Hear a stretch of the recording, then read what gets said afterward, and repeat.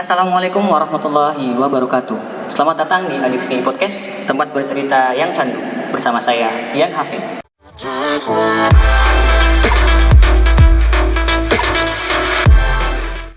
Adiksi Podcast merupakan satu program dari SMK Farmasi Muhammadiyah Cirebon yang diinisiasi oleh Ikatan Pelajar Muhammadiyah Cirebon, ranting SMK Farmasi Muhammadiyah Cirebon.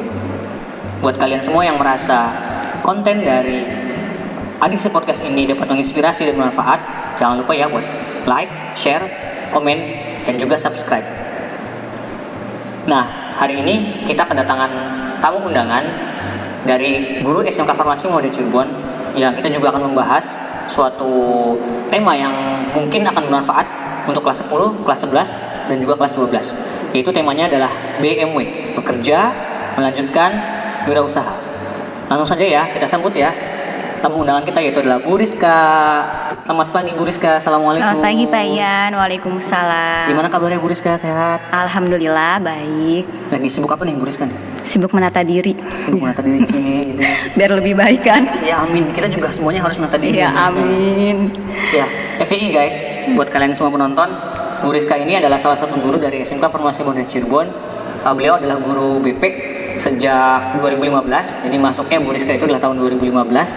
Kebetulan masuknya bareng dengan saya juga, gurunya juga gitu ya. Maksudnya guru sama-sama masuk 2015, cuman bedanya kita beda bulan aja. Oke, Bu Rizka ini by the way masih single ya?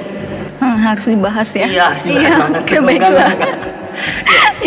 Jadi Bu Rizka ini adalah salah satu guru yang masih belum berkeluarga. Jadi guys, barangkali kalian punya kakak, punya saudara, atau punya tetangga yang barangkali juga belum Aduh, ini berkeluarga. sponsornya ya, endorse ya. Iya. Apa disponsorin sama podcast Aduh, Adiksi gitu Masya Allah. Ya ternyata amin, amin. banyak calon-calon jodoh yang mendatangi ya. Bu Rizka gitu ya. Selagi yang baik-baik diaminkan. Betul. Oke, Bu Rizka ini kan selama mengajar sudah berapa tahun berarti ya? 2015. Hampir 6 tahun berarti Pak ya, November. Boleh dong diceritain sedikit sebelum kita ke tema kita yang utama, suka dukanya atau barangkali ada kesan menjadi guru BP? Suka dukanya, alhamdulillah sih lebih banyak sukanya ya Pak Ian ya. Jadi lebih banyak pengalaman tentang memahami karakter individu gitu. Dan alhamdulillahnya di SMK Farmasi Muhammadiyah Cirebon itu siswanya kalau kata bahasa ini mah hidup-hidup lah, gampang diatur gitu. Kadang kalau sharing sama teman-teman yang lain di sekolah yang lain, kadang permasalahannya beragam. Kalau di kita mungkin karena untuk belajar aja mereka sudah disibukkan dengan belajar gitu ya. Jadi untuk melakukan kenakalan-kenakalan yang lain tuh ya alhamdulillah terminimalisir banget gitu loh. Oh gitu. Jadi alhamdulillah ya. Maksudnya karena kita juga lingkupnya kecil gitu. Betul, ya. Betul, iya. Siswanya juga kan sedikit. Dan keluarganya juga mungkin lebih akrab kali ya dibanding sama betul. yang SMA atau yang kelas-kelas yang banyak lainnya gitu ya. Oke, nah kita ke tema utama yaitu adalah BMW, bekerja, melanjutkan, dan wirausaha. Boleh dijelaskan sedikit nggak Bu Rizka tentang BMW ini? BMW itu sebenarnya program dari pemerintah langsung ya Pak Yan, di mana pemerintah itu berharap dengan adanya program BMW nantinya lulusan dari SMK itu tidak banyak yang menganggur. Jadi banyak yang terserap entah itu dengan bekerja, wirausaha, atau dengan melanjutkan ke perguruan tinggi. Tiga itu berarti ya.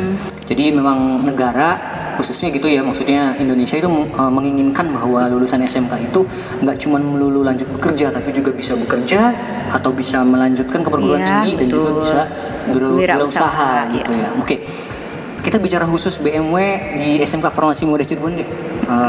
Kita berarti bekerja dulu nih Bu Rizka. Ya. Kalau berarti kan ini ada BK-nya gitu ya, artinya bimbingan konseling yang buat setelah lulus nih siswa ini mau kemana gitu kan ya, apakah bekerja, melanjutkan, atau wirausaha. Nah, kalau peluang kerjanya sendiri dari SMK Farmasi, siswa SMK Farmasi setelah lulus nih gimana sih peluang kerjanya? Untuk peluang kerja sejauh ini sih alhamdulillah ya Pak Yan, hampir setiap lulusan dari kita tuh langsung terserap di dunia kerja gitu. Cuman untuk tahun ini kemarin hasil dari pendataan ada kurang lebih 4 siswa yang belum ada kegiatan sama sekali gitu, bekerja enggak, wirausaha enggak. Setelah ditanya alasannya kenapa, karena COVID. Jadi orang tuanya pun menyarankan ya sudah di rumah aja dulu gitu. Oh gitu. Jadi peluang kerjanya memang dari SMK Farmasi itu cukup ya, maksudnya tinggi gitu ya. Kalau dari segi arahnya, maksudnya dari SMK Farmasi terlulus kerjanya tuh ke bidang mana aja sih? Kalau ke bidang mana aja sih sebenarnya sih bisa kemana aja ya Pak Yan ya. Cuman berdasarkan pengalaman sendiri, hampir kebanyakan lulusan dari sekolah kita itu ya nggak jauh-jauh dari dunia kesehatan gitu. Apalagi dari apotekernya sendiri, dari dunia apotek lah gitu katakan. Mereka memang mungkin karena ngerasanya belajarnya susah ya gitu, jadi nggak mau yang apa ya, pengennya linear gitu di jurusan mereka di farmasinya sendiri gitu. Walaupun ya memang ada 1-2 yang di luar farmasiannya.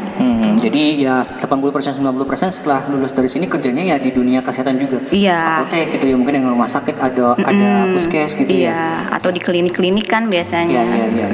Berarti itu maksudnya peluangnya masih bagus ya untuk yang setelah lulusan SMK farmasi. Kemudian kita setelah bekerja memang banyaknya sejauh ini linear ya. Iya, sejauh ini banyaknya linear. Sejauh ini banyaknya linear ya. Mungkin ada beberapa yang belok kali ya, tapi cuman kan nggak melebar banget. Iya, gitu secara ya. persentase mungkin sekitar 90% memang di kefarmasiannya lagi gitu. Kerjanya ya. Ya alhamdulillah lah, kita doakan saja semoga ilmunya berkah dan mereka. Betul, amin, Ya. amin, Allahumma. Kalau melanjutkan nih Bu Rizka, sebenarnya pembahasan melanjutkan nih kayaknya cukup luas dan memang harus Iya. step by step atau one by one gitu ya. Boleh deh dari Bu Rizka dulu, kalau melanjutkan tuh kayak gimana sih sebenarnya gambaran melanjutkan dari SMK tuh? Untuk melanjutkan kalau untuk SMK farmasi sendiri ya mungkin karena kebijakan yang berubah-berubah setiap tahunnya Pak Yan. Jadi yang di awal tuntutan dari lulusan SMK itu bekerja karena kebijakan untuk di farmasi sendiri gitu. Ya, mungkin Pak Yan sebagai orang yang memang di farmasiannya gitu lebih paham gitu. Kalau dulu di angkatannya Pak Ian begitu lulus dapat SRTTK ya, betul, posisinya itu langsung asisten apoteker. Kalau sekarang kan sudah tidak dapat SRTTK dan akhirnya secara posisi pun menjadi tenaga teknis kefarmasian.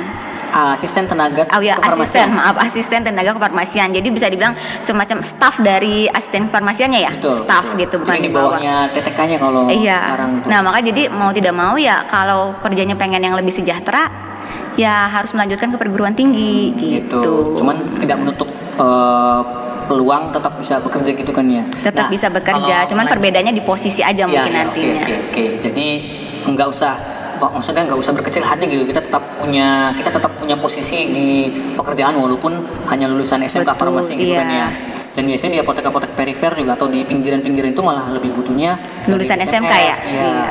Dibandingkan dengan yang D3 atau S1 gitu ya. Nah, melanjutkan tadi harus linear apa enggak sih Bu kalau melanjutkan tuh? Enggak mesti sih Pak Ian, maksudnya kalau misalkan dari farmasi pengen lanjut ke pendidikan nggak masalah gitu. Cuman ya balik lagi berdasarkan pengalaman dan fakta di lapangan ya, hampir 90% mereka ambil di farmasi lagi gitu. Karena walaupun mungkin secara hasil psikotes dan segala macam ada beberapa yang tidak disarankan untuk melanjutkan di jurusan IPA gitu. Tapi mereka itu selalu dalihnya, Bu sayang belajar di farmasi tuh, di SMK farmasi udah berat, hafalannya apa. Jadi kalau nggak dilanjutkan tuh sayang ilmunya gitu ya. Ya kita sebagai BK hanya bisa menyarankan gitu. Tapi keputusan kan dikembalikan lagi pada siswa dan orang tua. Gitu. Coba selama 5 tahun ini jurusan yang ditempuh siswa yang melanjutkan itu apa aja sih? Selain yang linear yang farmasian, ya, analis kimia itu selalu bertahan di setiap tahun. Analis kimia. Iya, terus tuh ilmu gizi, iya, pengolahan limbah, iya. Kesmas ada nggak? Iya, kesmas juga iya, kesmas. Dulu juga teman saya ada yang ke psikologi kalau nggak salah. Psikologi hampir tiap tahun. Psikologi sekarang masih ada peminatnya. Oh gitu. Keperawatan?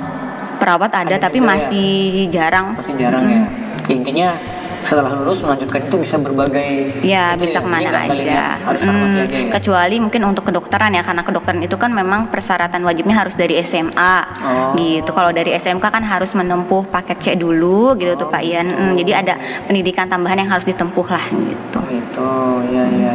Jadi memang kalau itu ya khusus gitu ya. Itu khusus. Oke. Kalau dari melanjutkan, kira-kira hal apa sih Bu yang harus dipersiapkan mungkin selama pengalaman 5 tahun ini? Sebenarnya siswa itu harus gimana gitu dari awalnya untuk mau melanjutkan itu? Iya, sekalian aja sampein ke anak-anak. Boleh. Jadi buat kalian yang ada rencana untuk melanjutkan ke perguruan tinggi gitu, poin pertama, pilihlah program studi dan kampus yang memang sesuai dengan kemampuan kalian. Artinya bukannya kita menghalangi untuk menggapai cita-cita atau mempunyai harapan yang setinggi-tingginya, tidak gitu. Yang namanya manusia itu dianugerahi untuk menganalisis gitu, menganalisis peluang gitu. Kita boleh mencoba, bisa dengan ikut bimbel, ikut tryout gitu. Dari situ kan kita tahu nih nilai kita berapa gitu. Dan setiap program jurusan itu pasti ada yang namanya passing grade. Nah, dari hasil TO itu kita bisa tahu peluang kita untuk masuk ke prodi tersebut itu berapa persen gitu. Jika memang persentasenya 80%, memang nggak, silahkan dicoba. Tapi kalau memang secara persentase masih kecil, disarankan untuk memilih program studi dan kampus yang memang sesuai gitu. Terus pastikan juga untuk memilih program studi dan kampus hasil dari diskusi dengan orang tua. Karena pengalaman setiap tahun gitu, ada saja siswa dan orang tua selalu berselisih paham mengenai program studi dan kampus yang akan dipilih. Terus yang ketiga, pastikan saat nanti kalian sudah melanjutkan di perguruan tinggi, belajarlah dengan konsisten gitu. Jadi jangan malas-malasan, karena sistem perguruan tinggi itu berbeda dengan di SMK. Mungkin kalau misalkan di SMK kalian remedial, ya sudah gitu, untuk mengikuti remedial tinggal menghubungi gurunya, selesai. Sistem perguruan tinggi tidak seperti itu gitu. Kalian harus daftar semacam mengambil SKS lagi lah, semacam mengambil SKS lagi, dan itu sudah pasti ada biaya gitu. Begitupun dengan pembayaran. Kalau di SMK kalian masih ada kebijakan, misalkan, Bu, saya bayarnya nanti ya kalau orang tua saya dapat arisan, atau nanti ya Bu kalau tabungan saya sudah bisa diambil gitu. Tapi kalau di perguruan tinggi nggak bisa begitu. Kalau deadline-nya katakan tanggal 10 Juli, ya mau tidak mau harus sudah dibayarkan di tanggal tersebut gitu. Jadi mungkin cukup Pak Yan kalau untuk yang melanjutkan. Oke, itu ya. Berarti memang harus benar-benar dipikirkan matang-matang gitu. Betul, iya. Nah, kalau seperti itu kan sebenarnya kalau kita kan pengennya ya pastilah kita pengen punya kemauan yang tinggi gitu, pengen masuk kemana-mana, cuman tetap harus disesuaikan dengan kemampuan, intinya seperti itu ya, entah itu kemampuan diri sendiri, ya, kemampuan finansial kan, betul gitu ya. ya. Secara kesimpulannya intinya seperti itu. Nah, kalau dari SMK Farmasi sendiri sebenarnya kalau saya pernah dulu tuh ada namanya jalur undangan gitu, jalur prestasi, atau mungkin ada jalur-jalur yang lain, boleh dijelaskan? Iya, jalur seleksi perguruan tinggi Pak Ian. Ya. Ini secara garis besar aja ya Pak Ian gitu. Memang untuk jalur itu ada seleksi SNMPTN, seleksi nasional masuk perguruan tinggi negeri, ada SBMPTN gitu, dan ada juga UM. Nah, kalau untuk SNMPTN itu seleksinya dari nilai rapot. SNMPTN dari nilai rapot. Iya. Untuk SBMPTN, SBMPTN itu kaitannya dengan UTBK, berbeda tapi mereka saling berkaitan. Jadi di UTBK itu kita nanti tes gitu, nanti nilai dari hasil tes itu digunakan untuk mendaftar di SBMPTN. Oh gitu. Dan itu ujian masuk mandiri. Kalau ujian masuk mandiri masing-masing kampus biasanya. Masing-masing kampus. Jadi memang kebijakannya baik itu persyaratan atau misalkan untuk kelulusan dan segala macamnya itu menjadi hak prerogatif dari setiap kampusnya. Berarti kalau dari saya bahas awal nih, kalau dari SNMPTN berarti seenggaknya kalau merekanya udah dari awal ngincer UNIF gitu ya, atau ngincer perguruan tinggi, berarti dari semester 1 banget kelas 10 harus benar-benar serius gitu kan ya? Nilai rapot itu harus benar-benar, ibaratnya harus ditata gitu loh. Harus benar-benar stabil sih nilai rapot, karena memang seleksinya dari nilai rapot. Gitu. Kalau yang dari SB ada namanya UTBK. UTBK ini masing-masing kampus atau sekolah atau yang melaksanakan? Ujian itu nasional. Jadi memang difasilitasi oleh pemerintah gitu. Biasanya pelaksananya itu diserahkan kepada kampus-kampus, beberapa kampus lah gitu. Itu sama untuk universitas negeri saja. Iya. Berarti nanti ujiannya bareng-bareng dengan yang sekolah-sekolah lain. Iya, jadi nanti biasanya suka ada tempat khusus, misalkan di Cirebon nanti tempat tesnya di sekolah A gitu. Misalkan di Jawa Barat untuk tesnya ada bisa di sini gitu. Iya. Nah, kalau terakhir tadi ujian mandiri diserahkan kepada masing-masing. Iya, kebijakan. Nah, dan ada beberapa kampus yang untuk masuk di ujian mandiri itu bisa dengan menggunakan nilai hasil UTBK. Itu beberapa kampus, artinya tidak semua ya Pak Ian. So jadi nilai UTBK itu pun tetap masih bisa bermanfaat gitu ya. Iya. Oke. Itu terkait dengan mengajukan. Nah, kalau jalur undangan yang tadi belum dibahas, jalur undangan. Oh ya, jalur undangan sejauh ini kita undangan adanya dari AK Bogor ya Pak Yan. AK Bogor. Nah, kalau AK Bogor setiap tahun. Jalur undangan itu diperolehnya karena karena alumni juga, karena peran alumni ya. Alumni di sananya itu berprestasi, yang akhirnya bentuk penghargaan dari kampusnya itu yaitu jalur undangan untuk adik kelasnya gitu. Makanya setiap tahun kalau misalkan dari sini ada yang mau daftar ke AK Bogor nih lewat jalur undangan, selalu amanahnya nanti setelah kamu diterima jaga nama baik sekolah dan jadi mahasiswa yang berprestasi gitu, karena itu sangat berpengaruh ke adik kelasnya nanti gitu. Jadi yang pertama saya ucapkan terima kasih untuk para alumni bisa menjaga nama baiknya sehingga SMK Farmasi ini bisa tetap terus mendapatkan jalur undangan ke AK Bogor. Dan yang mau masuk ke sana ataupun yang sekarang sedang ada di sana, tolong dijaga baik-baik nama SMK Farmasinya supaya adik-adik kelasnya ini tetap bisa masuk ke jalur undangannya ya. Itu ya. Mungkin tepuk tangan lah buat kalian semua yang sudah masuk ke sana, luar biasa ya. Masya Allah. Jadi baru AK Bogor aja nih ya yang sejauh ini untuk jalur undangan baru AK Bogor sih Pak Ian. Oke, kayaknya ada bahasan lagi nggak nih terkait melanjutkan nih? Kayaknya udah deh. Udah ya, udah kita bahas semua tuntas ya. Oh, ini ada satu lagi Pak Ian. Berkaitan dengan memang untuk beberapa jalur pendaftaran gini ada pendaftaran yang difasilitasi oleh sekolah gitu, misalkan kayak jalur rapot gitu di beberapa kampus kolektif lah gitu, pendaftarannya kolektif dibantu oleh sekolah. Nah itu kan sekolah hanya memfasilitasi, artinya saat siswa itu dinyatakan lulus di kampus A berarti kan informasi daftar ulang itu menurut Pak Ian dari mana informasi daftar ulang? Dulang. Ketika kita mendaftarkan, sekolah yang mendaftarkan maksudnya. Mendaftarkan, ya. Sampai di sana, terus keluar nih pengumuman. Ya. Nah, siswa akan daftar ulang. Nah, berkaitan dengan informasi daftar ulang, menurut Pak Ian itu ditanyakannya ke siapa? Ke pihak SMK atau ke pihak perguruan tinggi? Nah, kasusnya setiap tahun ada saja siswa dan orang tua yang bertanyanya ke sekolah. Kan maksudnya sudah nggak ada, kitanya sudah nggak ada. Betul, hanya memfasilitasi. Gitu kan, betul. Bisa dibayangkan kan kalau misalkan untuk ranah daftar ulang saja diserahkan ke pihak sekolah, artinya kita harus menghafal semua mekanisme daftar ulang dari setiap kampus. Nah itu mungkin intinya kalau sudah diterima di sana udah nggak ada urusan dengan kita gitu. Iya. Jadi mangga silakan berkaitan dengan daftar ulang, mekanisme pembayaran, terus tuh waktu pembayaran dan segala macam silakan bisa ditanyakan ke kampus yang bersangkutan. Oke, cukup jelas ya sepertinya ya. Jadi jangan ada lagi miskomunikasi sama dengan guru BK-nya nih. Oke, itu melanjutkan sudah panjang kali lebar kali tinggi ya, sudah seperti rumus matematika gitu ya. Sudah cukup sepertinya untuk melanjutkan. Jadi buat kalian yang masih belum punya pilihan, silakan masih ada waktu untuk yang kelas 3 mungkin. Udah nggak ada waktu ya untuk kelas 12. Udah nggak ada ya, kelas 10 sama kelas 11. Kelas 10 jangan kelas 10. Untuk masuk kelas 10 kan rapot masih bisa dipercantik. Betul. Kelas 10 dan kelas 11 jangan sampai kalian menyesal di kemudian hari. Karena penyesalan akan selalu datang terakhir, sedangkan yang pertama adalah pendaftaran. Oke, gitu ya. Masya Allah, betul. Oke, dan sekarang kita bahas kewirausahaan nih. Sebenarnya ada yang bilang sih jalur kewirausahaan ini kayaknya yang bekerja mandiri melanjutkan dan wirausaha. Ini wirausaha ini sepertinya kayak dianaktirikan dan memang tujuan pemerintah atau negara ke wirausaha ini sepertinya masih sulit gitu ya untuk. Iya, sebenarnya itu wirausaha itu salah satu program Kemendikbud juga ya Pak Ian. SMK itu memang diarahkan untuk berwirausaha. Tapi kan mungkin wirausaha itu kan harus ditunjang kemampuan, terus finansial juga, ya betul finansial gitu. Dan memang secara pengalaman di sekolah kita juga tiap tahun siswa yang berwirausaha itu minatnya sedikit. Sedikit. Tapi ada nggak sih sebenarnya yang selama Bu Rizka ngajar ini dari 2012 sampai 2021 ini ada nggak sih yang setelah lulus kemudian si siswa itu berwirausaha gitu? Ada, tapi presentasinya memang nggak sebanyak yang bekerja dan melanjutkan. Oke, tapi dia nggak yang maksudnya cuma berwirausaha aja kan? Artinya dia sambil melanjutkan lah atau dia sambil bekerja di mana gitu? Yang fokus di wirausaha ada gitu. Yang sambil kuliah gitu juga ada. Luar biasa. Cuman ya balik lagi itulah presentasinya tidak sebanyak yang bekerja dan melanjutkan. Benar, karena memang menciptakan jiwa kewirausahaan itu. Betul, iya. Ya kita sudah berada di zona nyaman gitu kan. Iya.